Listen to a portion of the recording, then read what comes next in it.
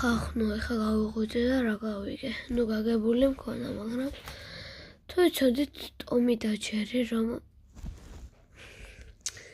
იყო ყრუ ადამიანებისთვის გამოგონილი შოუ.